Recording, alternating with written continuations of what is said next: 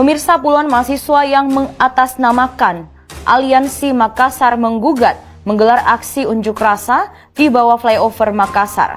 Masa aksi mengancam akan memboikot produk tersebut karena dinilai merugikan pengusaha lokal, termasuk di kota Makassar. Dalam pernyataan sikap yang disampaikan Jenderal Lapangan, menyampaikan keberadaan Petronas di Indonesia dinilai merugikan pengusaha dan cenderung tidak bisa menepati perjanjian kerjasama dengan mitra pengusaha di Indonesia, terkhusus di Sulawesi Selatan. Petronas ini perusahaan besar asal Malaysia itu kemudian tidak taat aturan, tidak taat undang-undang, tidak taat hukum yang ada di Indonesia. Sabar ya Dea, sabar. Karena Malaysia juga nggak ada perancangan pengen buka Petronas di negara kita. Dikarenakan masalah-masalah yang besar ini, yang udah viral di mana-mana. Malah aku yakin bukan cuma negara tetangga yang takut membuat pelaburan di negara kita, tetapi juga negara-negara yang lain. Jadi intinya lo sebagai mahasiswa seharusnya fokus aja ke masa depan lo. Jangan terbawa-bawa emosi, karena masalah demokrasi ini bukan masalah yang kecil. Lebih-lebih lagi kepada mahasiswa-mahasiswa yang terlibat. Bisa kelar lu nantinya. Bubar Pertamina, beri Petronas masuk. Yang mana seterusnya rasuah ini telah menyebabkan harga bahan bakar yang berjenama Pertamax yang dijual oleh Pertamina ni lebih mahal daripada Petronas. Sedangkan Petronas mampu menyediakan bahan bakar yang lebih murah dan juga berkualiti lebih tinggi lagi. Tapi satu perkara lah yang saya boleh nampak dekat sini, bagaimana rakyat Indonesia ni begitu kecewa dengan apa yang berlaku dekat Pertamina ni. Kenapa sih aset Pertamina kok ketinggalan jauh sekali dengan perusahaan-perusahaan energi yang lain ya? Bahkan tetangga kita Petronas saja kan sudah itu kurang dari separohnya total asetnya itu gitu ya. Jadi berarti kita paham ya bahwa kenapa aset Pertamina ketinggalan jauh ya. Pertamina ni daripada awal daily operation dia dah kacau. So Pertamina tak ada nak grow. So dia tak ada power macam Petronas ada. Kalau gitu logikanya, impor aja dari Malaysia, gak usah subsidi, jual 13.000 masih untung itu Pertamina. Atau kalau enggak bubarin aja Pertamina deh, kasih Petronas masuk sini dah. Padahal dari sisi penjualan, Pertamina nggak perlu susah payah cari pembeli. Satu Indonesia sudah jadi konsumen tetap. Dilihat dari umur, Pertamina lebih senior. Sebagai informasi saja, Petronas berdiri pada tahun 1974. Sementara Pertamina sudah berdiri sejak tahun 1957. Beda 17 tahun. Ibarat sepak bola nih. Timnas kita ini kalah telak dihajar U12-nya Malaysia. Berarti dunia menganggap inilah brand yang kita mau. Kita bukan naklah brand bila bawa perasaan kaya. Kita nak satu jenama yang kita tahu kata kalau dicontohi, kehidupan manusia menjadi lebih baik. Kalau dicontohi, kekayaan yang dinikmati oleh satu jenama sebenarnya sampai ke dalam perut orang miskin yang berada di dalam negara jenama tersebut. Itu jenama Petronas dianggap ke-13 paling berpengaruh dan paling dihormati di dunia. Petronas is an essential partner to our team and we're in this together. So for me to come here to Malaysia to see what Petronas is all about, learn a lot more about the business, the innovation is really exciting for me, educational for me, and I always enjoy coming here to Malaysia.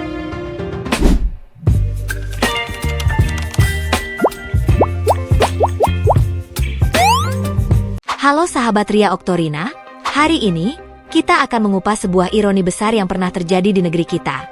Bagaimana dulu Petronas sempat mendapat penolakan keras dari masyarakat. Tetapi kini justru banyak yang menginginkan perusahaan energi asal Malaysia itu kembali beroperasi di Indonesia. Apa yang sebenarnya terjadi? Mengapa sikap masyarakat bisa berubah drastis? Dan yang paling penting, apa pelajaran yang bisa kita petik dari kejadian ini? Mari kita bahas secara mendalam dan objektif. Pemirsa, puluhan mahasiswa yang mengatasnamakan Aliansi Makassar menggugat menggelar aksi unjuk rasa di bawah flyover Makassar. Masa aksi mengancam akan memboikot produk tersebut karena dinilai merugikan pengusaha lokal, termasuk di kota Makassar.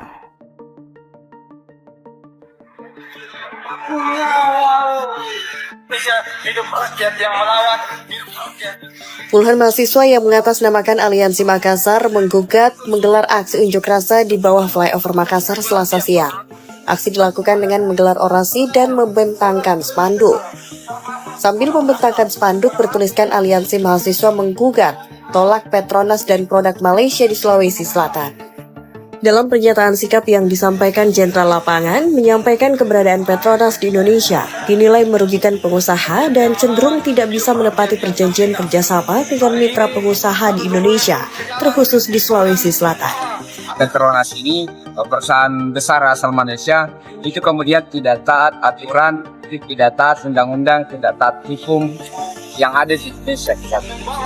Aksi unjuk rasa ini bertepatan dengan kedatangan Duta Besar Malaysia untuk Republik Indonesia ke Makassar, Datuk Syed Muhammad Hasrin Tengku Hussein, mengatakan bahwa hal tersebut persoalan bisnis dan berharap diselesaikan oleh kedua belah pihak agar hubungan bisnis antara Malaysia dan Indonesia berjalan dengan baik. Pak ya, jadi tidak ada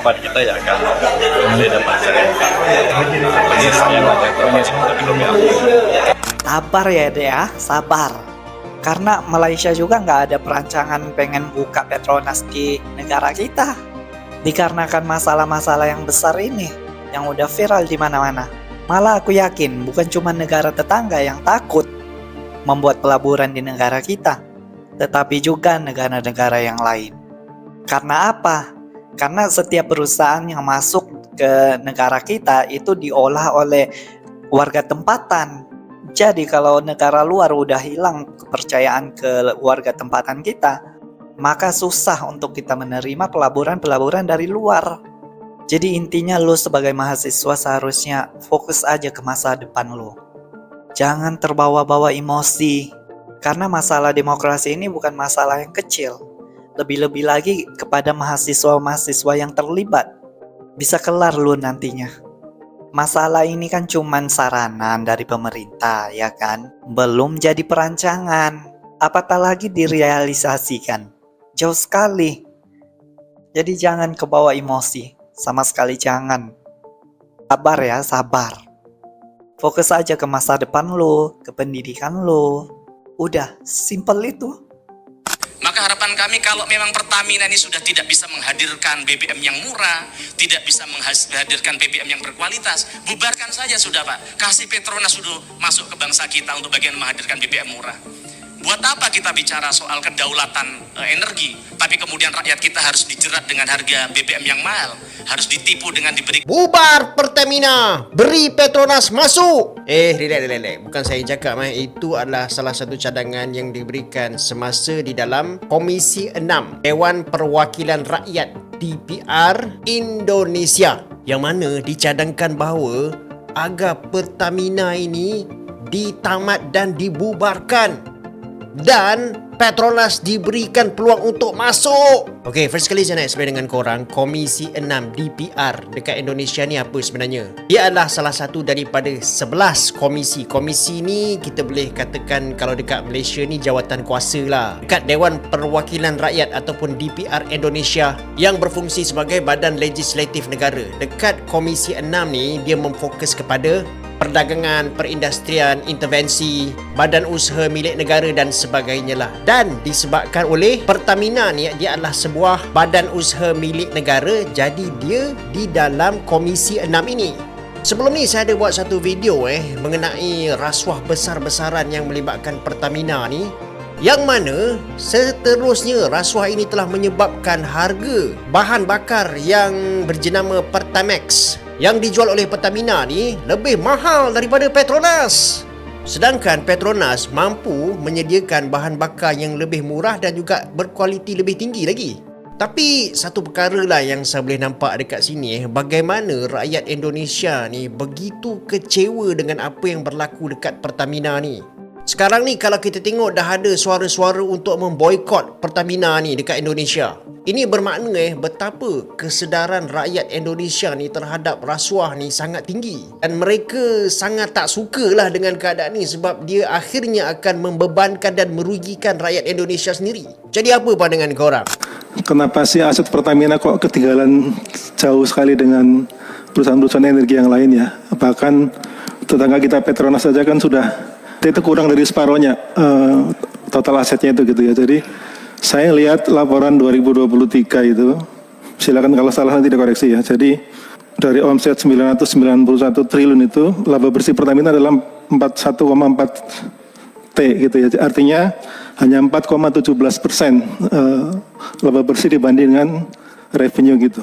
Saya bandingkan dengan Petronas itu, dia di tahun yang sama omsetnya 1,236 T gitu ya. Labanya itu 290 T gitu. Artinya 23,5%. Berarti kita paham ya bahwa kenapa aset Pertamina ketinggalan jauh ya.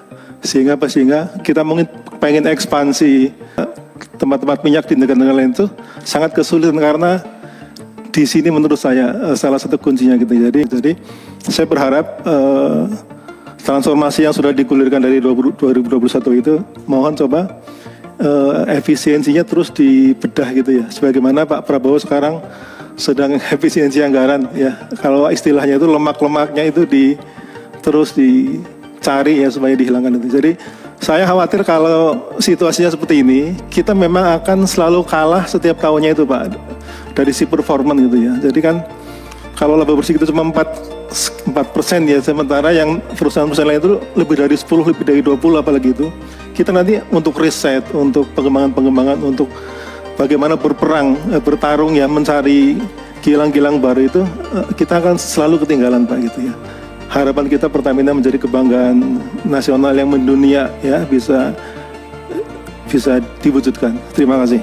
Pertamina dia hanyalah bayang-bayang jauh Petronas. Itu memang tengok Indonesia baca berita apa, mereka tak boleh nak puji sangat Pertamina. Secara teorinya mereka patut lagi kaya orang Malaysia, besar punya kawasan. Tetapi Malaysia tak pernah ada general jadi Perdana Menteri. So cara kita membawakan jelik mereka, siapa dia yang tak pernah jadi tentera jadi presiden? B.J. Habibie, Megawati dengan Jokowi. Yang lain semua general. So general ni mereka bukan ke arah business minded sikit. Petronas besar awal because of the foundation that Mahdi built. Aku tak kata Mahdi ni power ataupun penting ada, tapi because of dia punya polisi di buat awal, Petronas dah besar, akar dia terlampau kuat. Kita tak boleh nak salahkan siapa dia CEO Pertamina, tapi memang Pertamina tak ada power, dikawal oleh government setiap masa. Erick Thohir kan menteri yang berjaga perusahaan Pertamina bawah dia kata kenapa Pertamina tak maju macam Petronas. So dia cakap tak boleh compare Petronas dengan Pertamina. Pertamina dia adalah kebajikan untuk Indonesia. Habis Petronas ni tak kebajikan ke? Bezanya dua-dua kebajikan, yes, membantu negara masing-masing, tapi Petronas dia bagi dividen. Instead of dia keluar duit terus bagi kat negeri tu berapa tak, dia bagi untuk dividen.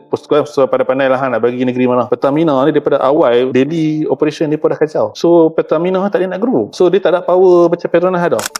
Dirut Pertamina ngaku masih jual rugi Pertamax meski harganya sudah naik 14.500. Pertamax itu kan RON 92. Bolehlah kita tengok kerajaan tetangga nih, Malaysia nih. Jadi di Malaysia itu nggak ada RON 92, mereka pakai lebih tinggi, 95 dan 97. Di Malaysia, harga RON 95 tanpa subsidi itu di bawah 3 ringgit atau di bawah 11.000 rupiah. RON 97 3,19 ringgit atau di bawah 12.000 rupiah. Dengan kurs 1 ringgit dibulatkan 3.700 rupiah. Kalau gitu logikanya, impor aja dari Malaysia, gak usah subsidi, jual 13.000 masih untung itu Pertamina. Atau kalau nggak bubarin aja Pertamina deh, kasih Petronas masuk sini dah. Apa Pertamina selalu dibanding-bandingkan dengan Petronas? Ya, karena keduanya sama-sama badan usaha milik negara atau biasa kita sebut dengan BUMN. Satu punya Indonesia dan satu punya Malaysia. Kedua perusahaan ini sama-sama juga bergerak di sektor migas dan juga kebetulan kita bertetangga dengan Malaysia. Kawan-kawan sering nggak lihat orang jalan-jalan ke Malaysia foto dengan background Twin Tower? Ya, itu salah satu aset Petronas yang monumental. Sudah mendunia. Lalu bagaimana dengan Pertamina? Apa aset monumental atau ingatan kolektif yang melekat di kepala kita? Ternyata padahal dari sisi penjualan, Pertamina nggak perlu susah payah cari pembeli. Satu Indonesia sudah jadi konsumen tetap. Dilihat dari umur, Pertamina lebih senior. Sebagai informasi saja, Petronas berdiri pada tahun 1974. Sementara Pertamina sudah berdiri sejak tahun 1957. Beda 17 tahun. Ibarat sepak bola nih. Timnas kita ini kalah telak dihajar U12-nya Malaysia. Stop. Jangan jadikan alasan impor BBM kita sebagai dalih, sehingga ongkos produksinya jadi lebih mahal ketimbang Petronas. Sebab ternyata di waktu yang bersamaan, Singapura, negara tanpa ladang minyak, bisa jadi pengekspor BBM. Jadi intinya adalah, ini hanya persoalan siapa yang lebih piawai mengelola sektor migas negara masing-masing.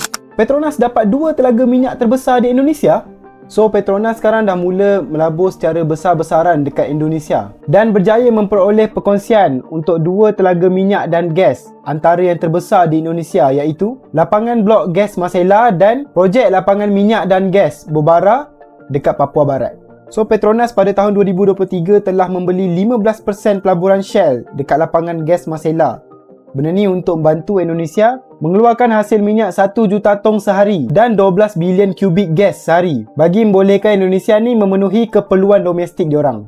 So lapangan blok gas Masela ni dilaporkan merupakan antara lapangan gas dan minyak terbesar di Indonesia dengan anggaran simpanan gas yang mampu mengeluarkan sebanyak 9.5 juta tan LPG setahun dan 4.25 juta kubik padu sehari sehingga tahun 2055. Manakala Petronas turut memperoleh perkongsian pengeluaran dalam projek lapangan minyak dan gas berbara dekat Barat Jawa yang mempunyai simpanan sebanyak 6.8 bilion ton minyak dan ia merupakan projek laut dalam pertama Petronas di Indonesia sebagai operator. Rasanya seperti melihat pekerjaan saya sehari-hari. Saya Sigit Nurwibowo, saya seorang electrical supervisor di Petronas Indonesia. Awal gabung di Petronas saya 2013 itu menjadi seorang teknisi elektrik. Atasan saya adalah Pak Eka, beliau adalah electrical supervisor. Begitu mengutarakan ke atasan saya bahwa, "Bos, saya mau melanjutkan kuliah nih." Atasan saya mengatakan dia mempercayai saya. Saya tidak menyangka mereka akan membiarkan saya kuliah sambil bekerja. Saya ingat saat itu jam 5 pagi pada hari Rabu, ketika istri saya menelpon dan mengabarkan bahwa ibu saya meninggal dunia. Saya tidak punya kesempatan untuk mengucapkan selamat tinggal yang terakhir kalinya. Terkadang saya ingin menyerah, tapi kakak laki-laki tertua dan putri sulung saya mengatakan bahwa saya harus terus memenuhi janji saya.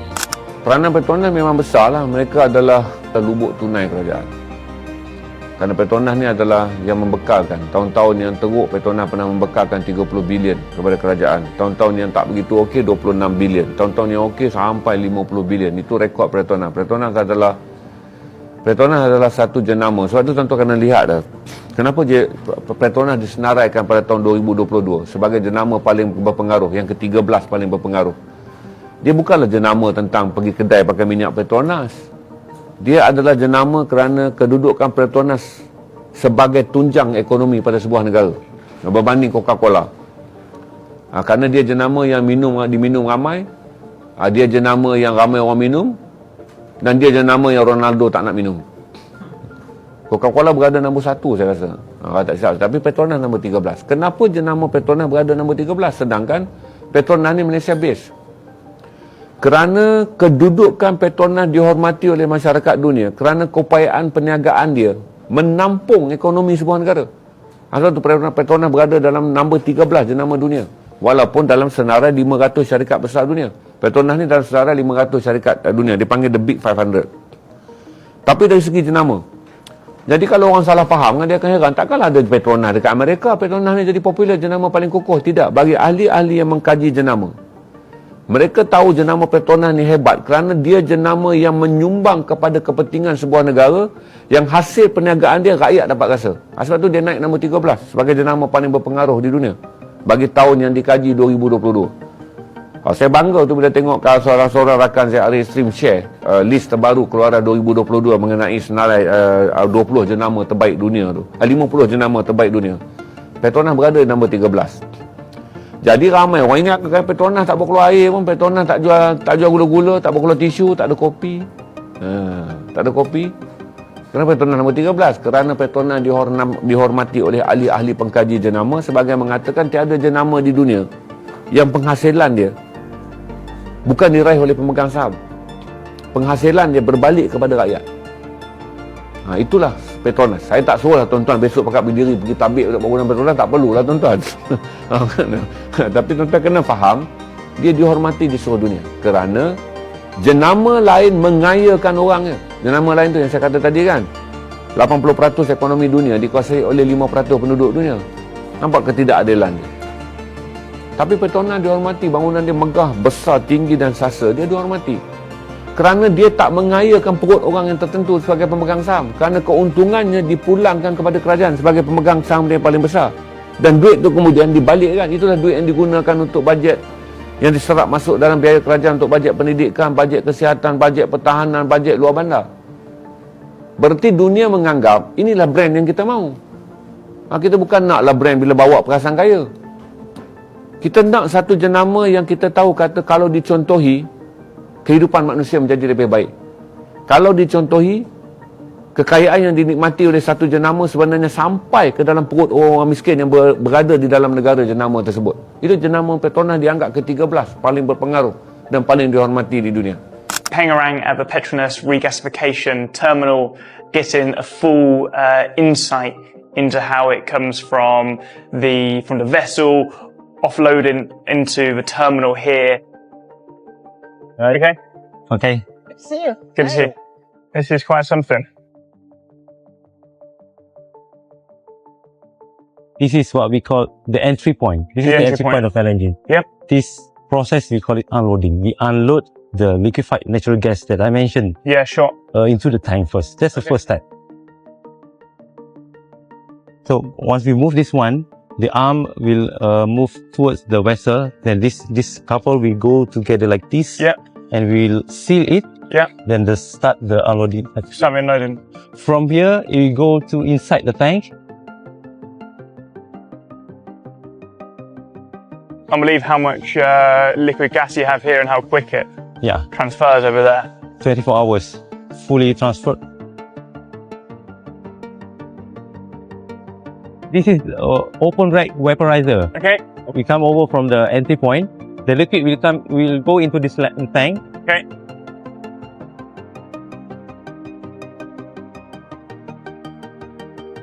From this tank, the liquid will pump into here.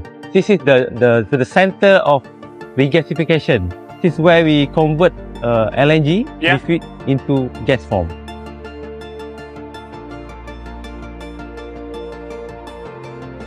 The gas will flow into the main pipeline straight away to the customer. So the seawater is quite an easy source to change it into the gas form. We don't consume any volume. No. We just extract the temperature only. After this, we're going to our innovation point. Innovation point. Innovation. Okay. Let's go.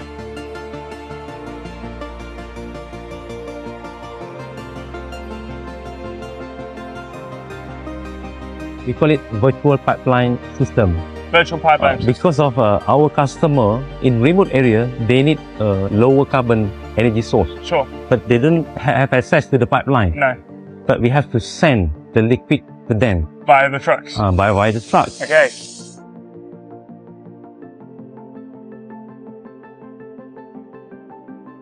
Sujov, welcome to the control room. Oh, wow.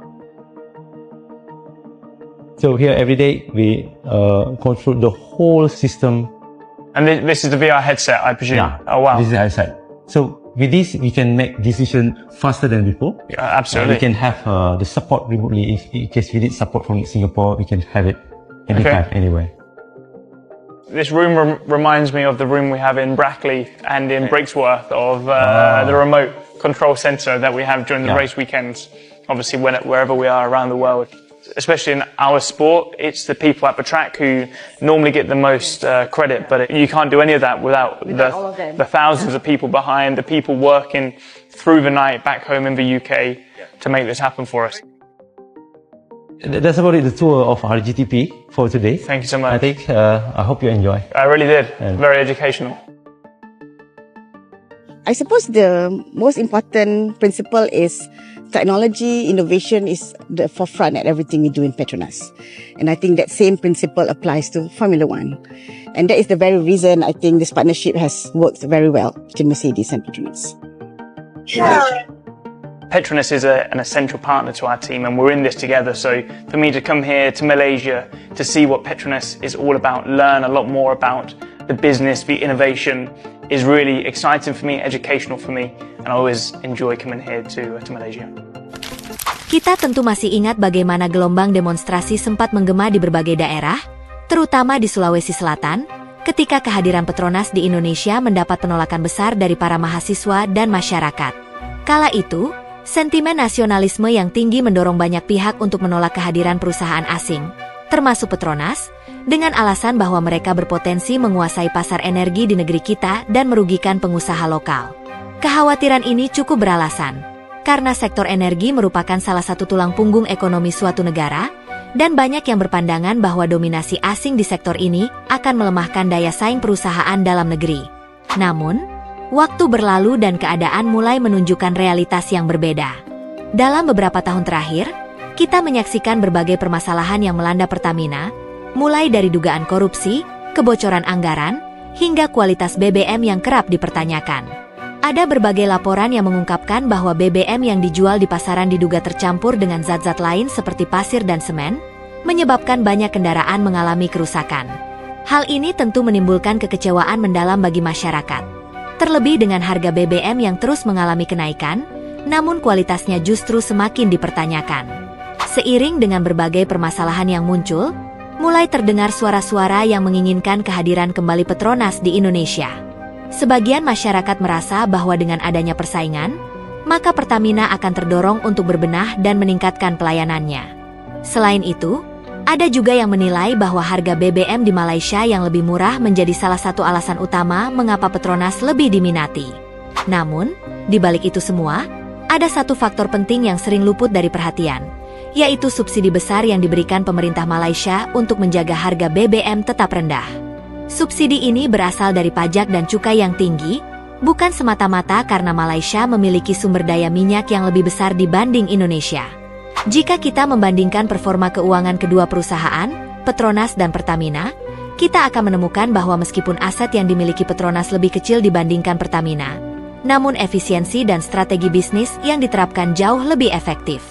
Hal ini terbukti dari laba bersih yang lebih tinggi dibandingkan Pertamina, yang kerap mengalami kendala dalam pengelolaan anggarannya. Keadaan ini menimbulkan pertanyaan besar. Apakah masalah yang dihadapi Pertamina hanya soal sumber daya, atau ada faktor manajerial dan kebijakan yang perlu diperbaiki agar perusahaan ini bisa lebih kompetitif?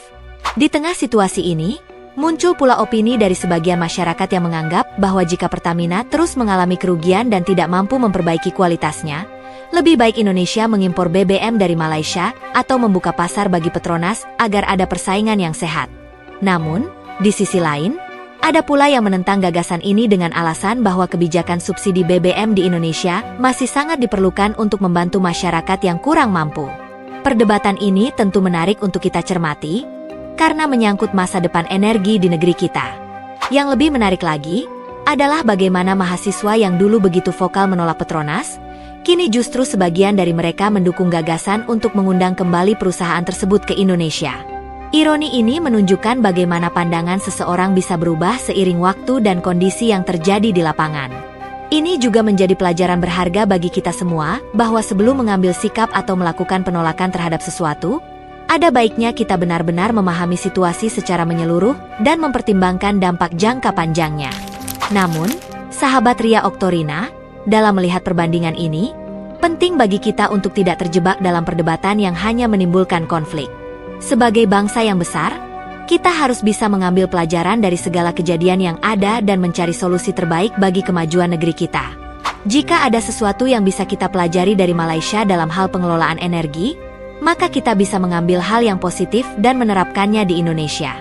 Bukan untuk meniru sepenuhnya, tetapi untuk mencari strategi yang paling sesuai dengan kondisi dan kebutuhan kita sendiri. Pada akhirnya, keputusan ada di tangan kita semua. Apakah kita akan terus membiarkan masalah ini berlarut-larut? Atau kita mulai menuntut perbaikan dan solusi nyata agar Indonesia bisa memiliki sistem energi yang lebih baik? Yang jelas, perdebatan ini seharusnya tidak menjadi ajang untuk saling menyalahkan atau merendahkan satu sama lain, melainkan sebagai kesempatan untuk belajar dan memperbaiki diri. Demikianlah pembahasan kita kali ini. Semoga apa yang telah kita bahas bisa menjadi bahan refleksi bagi kita semua agar lebih kritis dan bijaksana dalam melihat suatu permasalahan. Jangan lupa untuk tinggalkan komentar dan pendapat kalian di bawah, karena diskusi yang sehat akan membawa kita pada pemahaman yang lebih baik. Saya, Ria Oktorina, sampai jumpa di video berikutnya. Baby,